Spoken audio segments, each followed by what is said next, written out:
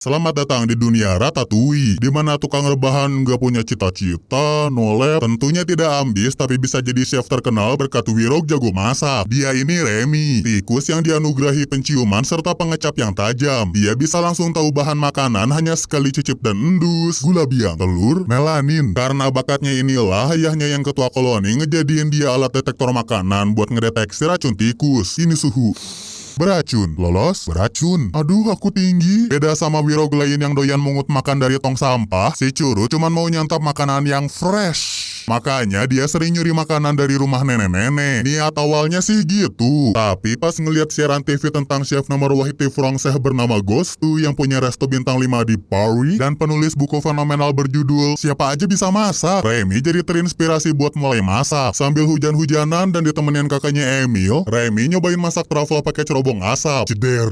Rasanya rasa halilintar. Ata, sorry, walau rasanya menjelegar tapi masih ada yang kurs. Makanya Remy Emil balik ke dapur. Si nenek yang bobo cantik nggak ngeh nih ada tikus lagi baca buku resep chef Gostu. Nggak lama Remy kaget ketika ngedengar berita telah berpulangnya Cookie Endut ke recycle bin. Usut punya sih dia rest in peace. Setelah restonya kehilangan 2 bintang Michelin gara-gara dikritik kritikus paling pedas dan eleganto bernama kode blue Antonego Gosto. Lebih cocok dipanggil Grosto. Masakannya menjijikan. Lagi asik-asiknya nonton taunya permisi, nggak tanggung-tanggung si nenek ngambil shotgun putarnya. Boom, buset, blas, blas. Belajar aim lagi deh. Bam, boom. Aduh, encok. Bledar-bledor. Ciat. Istighfar, nek. Saking paniknya mereka berdua lari ke tempat koloni tikus dan disitulah si nenek melayangkan tembakan terakhirnya sampai-sampai tembok perlahan rontok, bos. Duar.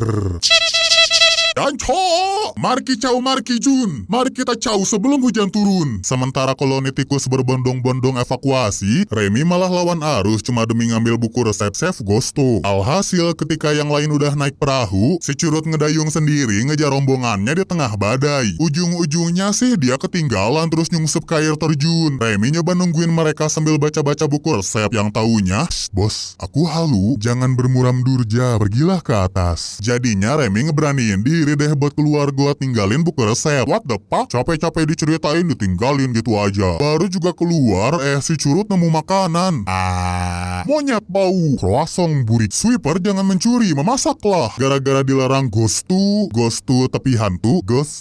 Remy mutusin lanjut explore ke genteng. Kaget dong pas tahu dia ada di Paris yang di sebelahnya. Wow, restoran Gostu. Buru-buru deh si tikus otw kesana buat lihat-lihat dapur. Setelah Gostu wafat, kepala chef diganti sama wakilnya Skinner, chef yang terkenal berbadan minimalis, wataknya minim empati, dan doyan marah-marah. Nah ini Linguini, pemuda ampas yang lagi ngelamar kerja bermodal surat dari mendiang ibunya. Temennya Gosto, berkat jalur nepotisme Linguini diterima jadi OB. Baru aja kerja si ampas sudah numpahin sos, terus asal-asalan masukin bumbu, dan pas Remy Rorim pandai ngeliat ini, anak haram, tolong hentikan, Gosto rasuki dia. Ini bukan film horor, supnya rusak.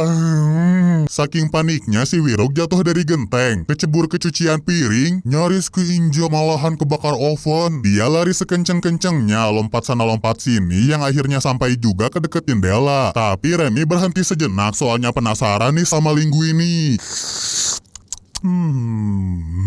Remy sang juru masak perfeksionis jelas nggak tinggal diem. Dia inisiatif masukin bahan kayak feudoye, wira, dan bumbu-bumbu lain yang bikin aroma supnya muak nyosre. Cuman pas mau masukin bumbu terakhir,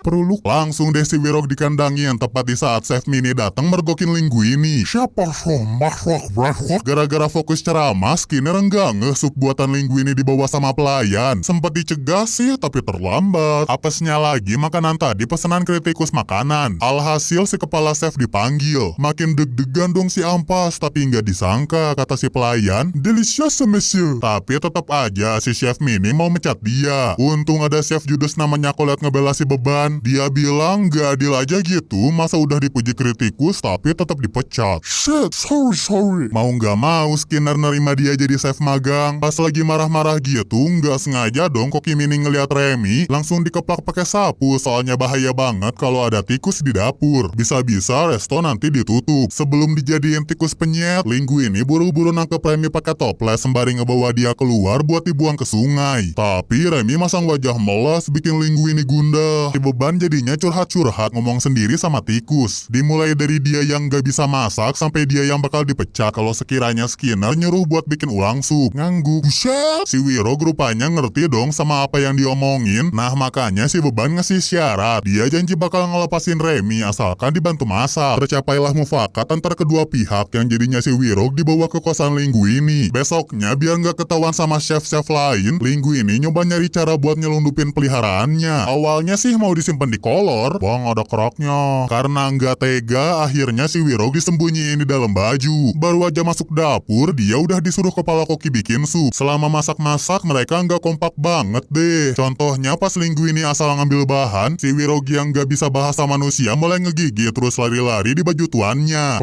Plak. Hihihi. Getek. Gitu aja terus sampai Linguini dikira chef lain lagi cosplay Cindogo yang nasi padang. Daripada pargoi tiada henti, akhirnya mereka mutusin ngobrol deh di tempat penyimpanan makanan. Pas mereka lagi nyari cara buat nyesuaiin gerakan, mendadak Skinner masuk. Lala. Klik-klik. Bapak halu udah nyaris ke gap kepala Koki. Tarik.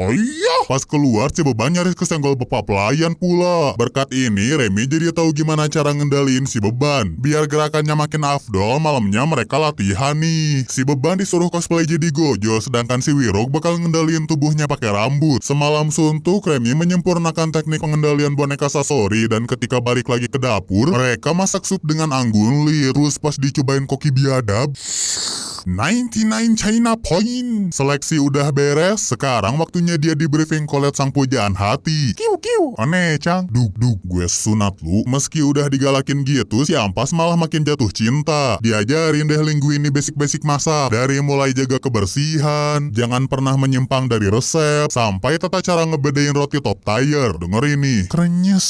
Cukur kuku. Kukur. Empok jeruk. Nah, daripada ngeganggu si beban PDKT, sekarang mending kita transisi. Skinner lagi syok banget nih ketika baca surat mendiang ibu Linguini yang di dalamnya berisi kalau si beban ternyata anaknya Gosto. Buru-buru deh Chef Mini nelpon pengacaranya. Bang Hotman Pari bilang ada kemungkinan resto nantinya bakalan diwarisin ke si beban. Tapi Bang Hotman bakal uji DNA dulu pakai rambut Gosto buat tahu kebenarannya. Gue cabut, jangan panik. Wajar aja sih Skinner panik, soalnya dia nggak bisa mecat si Ampas gitu aja. Apalagi kemarin dia udah bikin sup yang bikin nama restoran kembali melambung. Tiba-tiba ada tamu minta dimasakin menu baru. Kesempatan bagus nih buat mencoreng reputasi Linguini. Dia nyuruh si beban buat masak pakai resep gagal milik Gosto yang bikin restorannya hilang 2 bintang. Dan bener aja pas di industri Remy, boko-bokan warteg, kita modif resepnya. Aku butuh ini juga. Yang ini?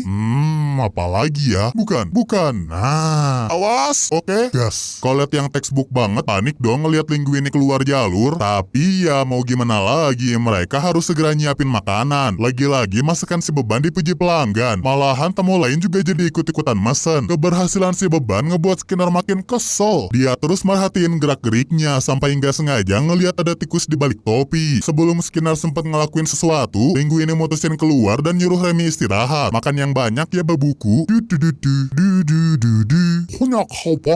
Kosong. Daripada malu, kepala Koki ngajak si beban minum komer deh. Koki-koki lain termasuk Colette yang ngeliat ini cemburu buta dong. Bisa-bisanya anak kemarin senja diajak minum bareng kepala Koki, tapi jangan salah sangka. Linguini diajak hangout tuh bukan mau dipromosiin. Sebaliknya Skinner mau nyari tahu tentang Remy. Sorry ya aku mabuk. This is Cogil. Tikus ada di mana? Ada di kantor. Kalau ngomongin si tikus di luar sana, dia nggak sengaja ketemu Emil. Adikku, kakakku, adikmu, kakakmu. Dibawalah si Wirogreuni ke koloni tikus, tapi dia malah kena marah bapaknya gara-gara ketahuan bergaul sama manusia. manusia. Biar si bungsu sadar kalau hangout bareng manusia tuh bahaya, dia diantarin ke toko yang jualan tikus gantung. Bukan racun tikus. Cuman Remy bodo amat soalnya dia pengen ngejar cita-cita. Besok paginya sobat kecil kaget waktu ngeliat Linguini tidur di resto gara-gara disuruh kepala chef lembur ngebersihin dapur. Yang bikin paniknya lagi, Colette baru nyampe pula. Si Wirog buru-buru deh masuk ke topi. Datang-datang si teteh langsung ngomel, nuduh kalau waktu itu Linguini minta diajarin tuh tujuannya biar bisa ngejilat Skinner. Dia cemburu soalnya Colette sendiri harus kerja keras banting spatula biar bisa sampai di titik ini.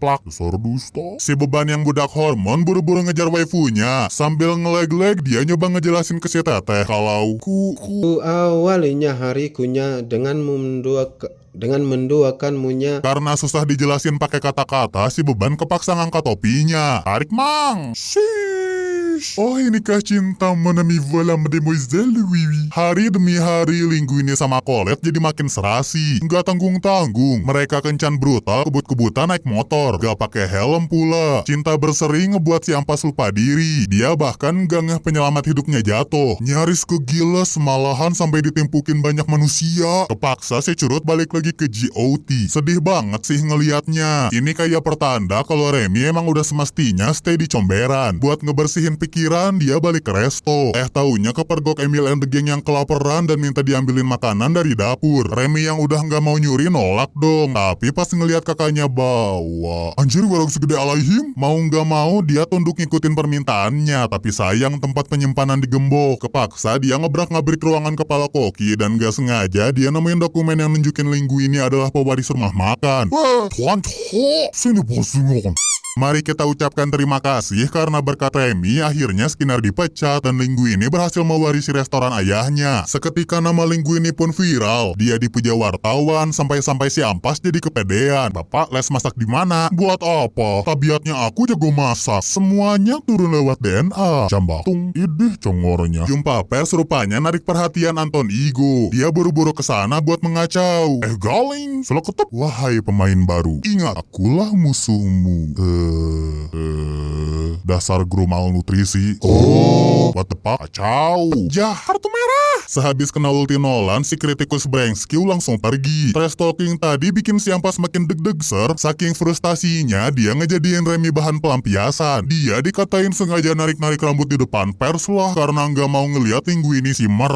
Remy emang sedikit iri sih, tapi sebenarnya dia berbuat demikian karena takut identitas majikan yang madesu terbongkar. Cuman dia nggak bisa ngejelasin itu dan ujung-ujungnya disuruh pergi buat chill. Nggak disangka Skinner yang ada di genteng mergokin mereka berdua. Dia buru-buru ngasih tahu inspektur kesehatan buat ngecek restoran Ghostu. Dan rupanya bukan hanya si Min yang mau balas dendam di hari itu. Remy yang muak sama tingkah majikannya ngajak koloni tikus nyuri makanan. Pas lagi asik ngejarah, tiba-tiba si Ampas dateng. Awalnya sih dia mau minta maaf, tapi apaan tuh?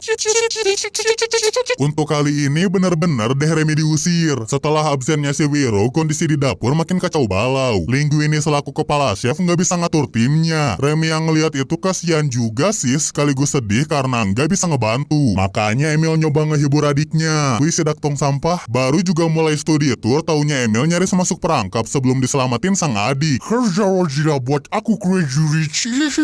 Si Koki handal dimasukin ke bagasi dan sebelum jauh si Picik bakal berkunjung dulu nih ke resto Ghosto. Sementara itu di bagasi, halunya Remy lagi kumat. Dia curhat-curhat ke Ghosto kalau tikus kayak dia mana mungkin jadi koki. Chef Endut ngasih saran supaya Remy jangan minderan. Pokoknya dia harus nerima diri apa adanya. Taklukkan dunia, Cem. Remy nggak ngeh nih kalau di luar Emil sama Wirog berotot lagi dorong. Belentrang, durian runtuh. Akhirnya berhasil lolos. Si Curut langsung gas ke dapur. Alasan si Wirog mutusin ke sana sih soalnya lihat aja nih resto udah kayak kapal pecah. Ditambah lagi Linguini cuma bisa membantu pas banyak pelanggan minta dibuatin menu bikinan Remy. Bos, pil resepnya lah. Loh, kok tanya saya? Suasana makin ruwet pas Anton Igo mendadak datang buat review. Kakanda mau pesan apa? Makanan yang menggugah imajinasiku. Nggak ngerti. Bikinan apa aja lapar.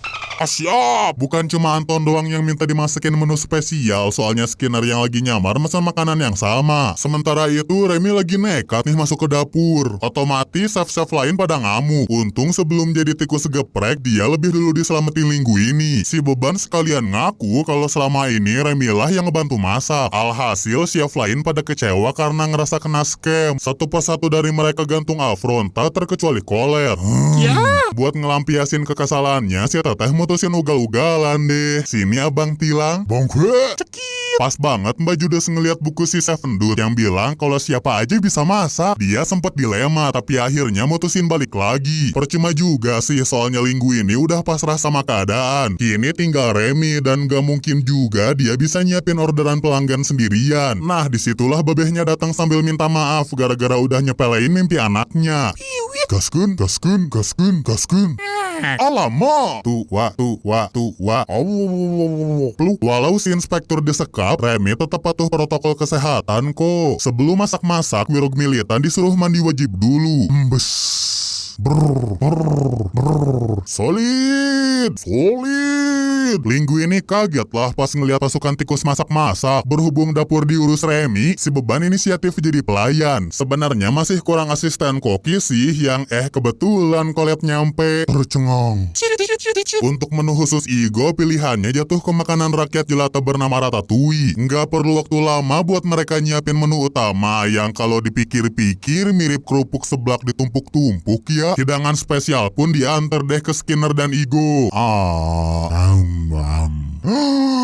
Anita Max win. Seketika Igo inget masa kecilnya yang hidup susah dan emaknya cuma bisa masakin Ratatouille. Skinner yang lihat Igo semeriwing gitu langsung ikutan icip-icip. Enak. Saking enaknya si Chef Mini jadi penasaran sama siapa yang masak. Bejel.